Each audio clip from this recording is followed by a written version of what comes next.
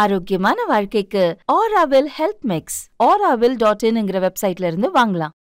GPay, PhonePe, Paytm இதெல்லாம் use பண்ணுறவங்களுக்கு ஒரு முக்கியமான அப்டேட் கண்டிப்பாக நம்ம எல்லாருமே யூஸ் பண்ணுவோம். ஏன் அப்படின்னா இந்தியாவில் 85% டிரான்சாக்ஷன் ஆன்லைனில் தான் நடக்குது. மீதி இருக்கக்கூடிய 15% தான் கேஷ் டிரான்சாக்ஷனும் நடக்குது அப்படின்னு சொல்கிறாங்க. ஸோ இந்த தடவை யூபிஐ கொண்டு வந்திருக்க அப்டேட் நம்ம எல்லாருக்குமே ரொம்ப ரொம்ப முக்கியமானது, ரொம்ப தேவையானதும் கூட. அதை பற்றி நம்ம பார்க்குறதுக்கு முன்னாடி யூபிஐ ரிலேட்டடாக இந்த வீடியோவில் என்ன நடக்குது அப்படிங்கிறதையும் பார்த்துடலாமா? 5000 ரூபா கிரெடிட் ஆயிருக்கு. புது நம்பர்லேருந்து பணம் வந்திருக்கு. யாரா இருக்கும்? என்ன ஏதோ ஒரு நம்பர்லேருந்து கால் வருது. சார் வேற ஒருத்தருக்கு அனுப்புறதுக்கு பதிலாக தெரியாமல் உங்கள் நம்பருக்கு என்னோட காசு அனுப்பிச்சிட்டேன் சார். அதை மட்டும் கொஞ்சம் திருப்பி அனுப்பிச்சிங்க சார். தயவு செஞ்சு என்னோட நிலைமை புரிஞ்சுங்க சார், ப்ளீஸ் சார். மாற்றி அனுப்பிச்சிட்டிங்களா? அச்சோ ஆமாம் சார், என்னோட வீட்டுக்காரர் தான் சார் தெரியாமல் உங்களுக்கு அனுப்பிட்டாங்க. அதுக்கான ரிக்வஸ்ட் கூட உங்களுக்கு அனுப்பிச்சிருங்க சார். அந்த காசை மட்டும் திருப்பி அனுப்பிச்சிருங்க சார், ப்ளீஸ் சார், ப்ளீஸ் சார். ஓ சரி சரி சரி சார். நான் வேணா லைன்லேயே வெயிட் பண்ணுறேன் சார். கொஞ்சம் அனுப்பி விடுங்க சார். சரி சரி லைன்லேயே இருங்க, இந்த அனுப்பிச்சி விட்றேன். என்னது கிரெடிட் ஆனது 5000 ரூபான்னு காமிச்சிச்சு. இப்போ அவங்க அனுப்பிச்சிருக்க ரிக்வஸ்ட் 50000 ரூபான்னு காட்டுது. எதுக்கு நம்ம பேலன்ஸ் ஒரு தடவை செக் பண்ணி பார்ப்போம்.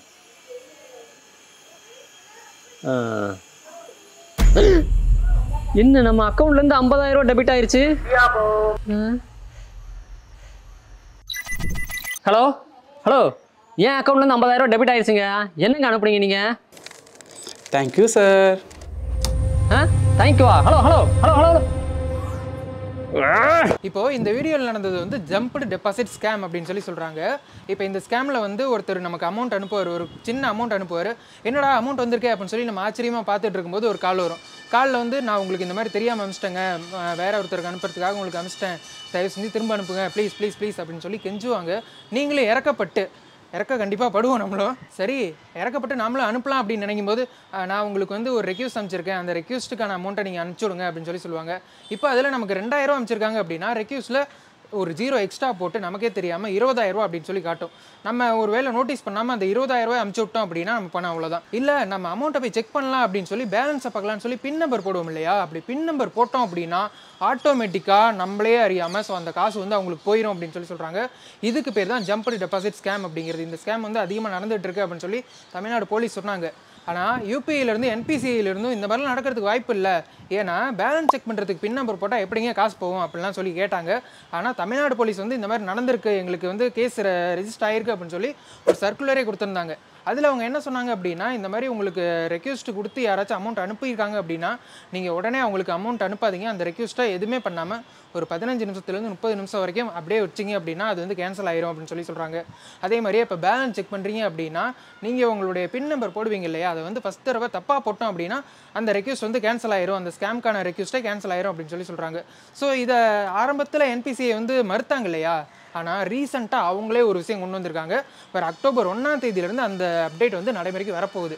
அதுக்கு முன்னாடி இப்போ செப்டம்பர் 15ஆம் தேதியிலேருந்து ஒரு அப்டேட் வந்துருச்சு. என்ன அப்படின்னா, இப்போ நீங்கள் கடைக்கு போய் தங்க நகை வாங்குறீங்க, இல்லை நான் அதிகமாக ட்ராவல் பண்ணுவேன், இல்லை இன்சூரன்ஸ் கட்டணும் அல்லது இஎம்ஐ கட்டிகிட்டு இருக்கீங்க அப்படின்னா இந்த மாதிரி ஒரு சில விஷயங்களுக்கு மட்டும் யூபிஐ டிரான்சாக்ஷன் லிமிட் வந்து இன்க்ரீஸ் பண்ணியிருக்காங்க. இப்போது நம்ம கடைக்கு போய் ஒரு தங்க நகை வாங்க போகிறோம் அப்படின்னா முன்னாடி எல்லாமே அதுக்கான லிமிட் வந்து டிரான்சாக்ஷன் லிமிட் கம்மியாக தான் இருந்தது. இப்போ அதை என்ன பண்ணியிருக்காங்கன்னா இன்க்ரீஸ் பண்ணியிருக்காங்க. எவ்வளோ அப்படின்னா ஒரு நாளைக்கு 6 லட்ச ரூபா வரைக்கும் தங்க நகைக்கு நம்ம இன்வெஸ்ட் பண்ணிக்கலாம், அதுக்கான அமௌண்ட்டை டிரான்சாக்ஷன் பண்ணிக்கலாம் அப்படின்னு சொல்லியிருக்காங்க.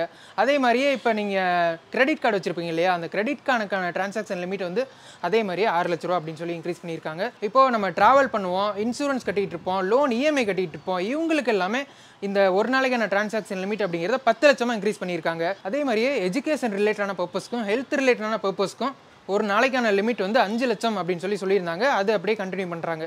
சரி இதெல்லாம் நாங்கள் எப்போனாச்சும் அனுப்ப வேண்டியது தான், ஸோ இதெல்லாம் எங்களுக்கு முக்கியம் இல்லை. ஒருத்தர் இன்னொருத்தருக்கு அனுப்பக்கூடிய டிரான்சாக்ஷன் லிமிட் வந்து முன்ன 1 லட்சம் இருந்தது, அதை இன்க்ரீஸ் பண்ணியிருக்காங்களா இல்லையா அப்படின்னு கேட்டிங்கன்னா அதை இன்க்ரீஸ் பண்ணலைங்க. அது நமக்கு பெருசாக தேவையும் படாது. ஏன் அப்படின்னா நம்ம அதிகமாக அனுப்ப போகிறோம். இப்போ மாதம் பிறந்து 15 நாள் தான் ஆகுது, அதுக்குள்ளேயே நம்ம அமௌண்ட் எல்லாமே காலி ஆகிடுச்சு. எனக்கு இருக்கக்கூடிய அதே நிலைமை தான் நமக்கும் இருக்கும். ஸோ அந்த லிமிட் வந்து இன்க்ரீஸ் பண்ணலை. ஸோ அந்த பர்சன் டு பர்சனுக்கான அனுப்பக்கூடிய அமௌண்ட்டு அது 1 லட்ச ரூபாயாக தான் இருக்குது, அதெல்லாம் இன்க்ரீஸ் பண்ணலை. இப்போதைக்கு மேலே சொன்ன அந்த விஷயங்கள் மட்டும் இன்க்ரீஸ் பண்ணியிருந்தாங்க. ஸோ உங்களுக்கு சொல்லணும்னு தோணுச்சு, அதான் சொல்லிட்டேன். சரி நம்ம இப்போ அந்த ஸ்கேம் விஷயத்துக்கு வருவோம். முன்ன வந்து என்பிசிஐ இந்த மாதிரி விஷயங்கள்லாம் நடக்காது, பேலன்ஸ் செக் பண்ணுறதுக்கு பின் போட்டால் எப்படி அமௌண்ட் டிரான்சாக்ஷன் ஆகும் அப்படின்னு சொல்லி கேட்டாங்க இல்லையா? அவங்களே என்ன பண்ணியிருக்காங்கன்னா அந்த ரெக்யூஸ்டுக்கான அமௌண்ட் லிமிட்டை வந்து 2000 ரூபாயாக குறைச்சிருக்காங்க ஒரு டிரான்சாக்ஷனுக்கு. ஒரு வேளை ஸ்கேம் நடக்கலைன்னா எதையும் பண்ணணும். சரி, இப்போ அவர் அக்டோபர் 1ஆம் தேதியிலேருந்து ஜிபே, ஃபோன்பே, பேடிஎம் இந்த மாதிரி யூபிஐ ஆப்பில் எல்லாமே ரெக்யூஸ்டுக்கான அமௌண்ட் வந்து பர்சன் டு பர்சனுக்கு நம்ம அனுப்புகிறோம் அப்படின்னா அது காட்டாது, அதை ரிமூவ் பண்ணுறோம் அப்படின்னு சொல்லிட்டாங்க. ஒருவேளை ஸ்கேம் நடக்கலைன்னா எதையும் ரிமூவ் பண்ணுறாங்க. அவங்க சொல்கிற மாதிரி இவர் அக்டோபர் 1ஆம் தேதியிலேருந்து அதை ரிமூவ் பண்ணிட்டாங்க அப்படின்னா நம்ம யூபிஐ ஐடி மூலமாகவும், மொபைல் நம்பர் மூலமாகவும், பேங்க் டீட்டெயில்ஸ் மூலமாகவும், QR கோடு மூலமாக மட்டும்தான் அமௌண்ட் அனுப்ப முடியும். ஒருத்தட்ட அமௌண்ட் வாங்குறதுக்காக ரெக்யூஸ்ட் அனுப்புவோம் இல்லையா, அந்த ஆப்ஷன்லாம் இருக்காது. இது வந்து P2P, அதாவது பர்சன் டு பர்சன் மட்டும்தான். இப்போ பர்சன் டு மெர்ச்சன்ட் ஏதாச்சும் ஒரு வணிக ரிலேட்டடான விஷயங்களுக்கு அது கண்டினியூ ஆகும், அந்த ரெக்யூஸ்ட் இருக்கக்கூடிய ஆப்ஷன் இருக்கும் அப்படின்னு சொல்கிறாங்க. ஓகே, அது வந்து அக்டோபர் 1ஆம் தேதியிலேருந்து நடைமுறை வரப்போகுது. அது நடைமுறைக்கு வரும்போது புதுசாக ஏதாச்சும் மாற்றங்கள் கொண்டு வந்தாங்கனாலும் நாங்கள் உங்களுக்கு அப்டேட் பண்ணுறோம். அமௌண்ட் அனுப்பும்போது ஒருத்தருக்கு தப்பாக அமௌண்ட் அனுப்புறது அப்படிங்கிறது யூஸ்வலாக நடக்கக்கூடியது தான். இப்போ நாமளே கூட நம்பர் மாற்றி போட்டு அமௌண்ட்டை அனுப்பிச்சிருப்போம். அவங்கள்ட்ட நம்ம கேட்கலாமா, திரும்ப கொடுப்பாங்களா அப்படின்னு சொல்லி 1000 டவுட் இருக்கும். இந்த சமயத்தில் இந்த மாதிரி ஸ்கேமில் நடக்குதுன்னு தெரிஞ்சால் அமௌண்ட் கொடுக்கணும்னு நினைக்கிறவங்க கூட கொடுக்க மாட்டாங்க இல்லையா. சரி, இந்த மாதிரி ஒருத்தருக்கு அமௌண்ட்டை தப்பாக அனுப்பிச்சிட்டோம், அதை எப்படி திரும்ப வாங்குறது அப்படின்னா முதல்ல அந்த ஆப்பில் போயிட்டு டிக்கெட் ரைஸ் பண்ணி கம்ப்ளைண்ட் பண்ணணும். அந்த ஆப்பில் எந்த ரெஸ்பாண்டும் பண்ணல அப்படின்னா npca.org.in அப்படிங்கிற வெப்சைட்டில் போயிட்டு ஃபுல் டீட்டெயிலும் கொடுத்து கம்ப்ளைண்ட் பண்ணலாம். அப்படி இல்லை அப்படின்னா நீங்கள் அமௌண்ட் அனுப்பிச்சதுக்கான ஸ்க்ரீன்ஷாட் இருக்கும்ல, அந்த ஸ்க்ரீன்ஷாட்டு, பேங்க்கோட ஸ்டேட்மெண்ட்டு, இந்த மாதிரி விஷயங்கள்லாம் அட்டாச் பண்ணி பேங்க்குக்கு ஒரு ரெக்வஸ்ட் லெட்டர் எழுதி கொடுக்கலாம். அவங்க மீட்டு தரத்துக்கான வாய்ப்பு இருக்குது. பேங்க்லேயுமே எந்த ஒரு ரெஸ்பாண்டும் பண்ணலை அப்படின்னா rbi.org.in அப்படிங்கிறத போயிட்டு பேங்க்கை பற்றி ஆம்புட்ஸ்மென்ட்டை கம்ப்ளைண்ட் பண்ணலாம். The most expensive thing in the world is trust. Cheap people can't afford it.